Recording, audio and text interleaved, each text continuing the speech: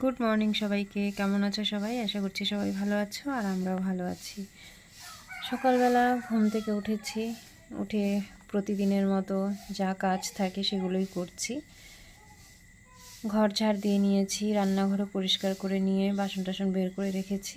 এখন উঠোন ঝাড় দিচ্ছি। সবাই ঘুমিয়ে আছে এখনও। তো এই যে আমাদের বাড়ির এই দুজন সদস্য সকালবেলা উঠলেই চলে আসবে উঠোনের মধ্যে, তাদেরকে কিছু খেতে দিতে হবে। তো একবার চাল দিয়েছি, ওগুলো খেয়ে শেষ প্রায়। তো আবার হাতে করে নিয়ে এলাম।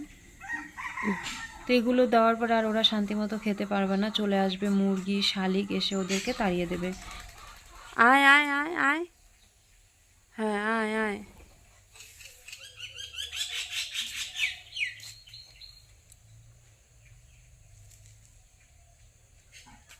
খা খা খা।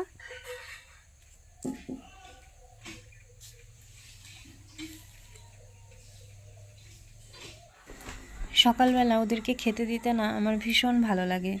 ওরা যখনই আসে আমি হাতের কাজ ফেলে রেখে তারপর ওদেরকে খেতে দিই। কেন জানি না, ওদের দেখতেও ভীষণ ভালো লাগে আর খেতে দিতেও ভালো লাগে। যেরকমটা মনে হয় যেন বাড়িতে একটা পোষা পাখি থাকলে যেরকম মায়া থাকে, আমার ঠিক ওদেরকে দেখলে তাই মনে হয়। আগে কয়েকটা পায়রা আসতো, তো মাঝে কেরালা চলে গেছিলাম, ওখান থেকে আসার পর এখন আর পায়রাগুলো আসে না। তো যাই হোক, চলো, কাজকর্ম হয়ে গেছে, এখন চলে এসেছি চা বানাতে। তো গরুর দুধ আছে, সেটা দিয়েই চা বানাবো। অন্য বাটিতে চায়ের জল বসিয়ে দিলাম, এই বাটিটাতে চা বানিয়ে তারপর দুধের মধ্যে ছেঁকে চাটা দিয়ে দেব। তো আজকে শরীরটা বেশি একটা ভালো না, ভীষণ পরিমাণে গ্যাসের ব্যথা হচ্ছে, কিন্তু তারপরেও চা কিন্তু ছাড়া যাবে না। এক মনে ভাবছি লাল চা খাবো, আবার ভাবছি না, একটু দুধ চা খেলে কিছু হবে না। তো এই যে দোটানার মধ্যে পড়ে তাও খেলাম। তারপরে এখন রুটি বানাচ্ছি, আর রুটির সাথে হবে আজকে সুজি। তো সকালে এটাই খাওয়া দাওয়া হবে আজকে। তারপর দুপুরে রান্না।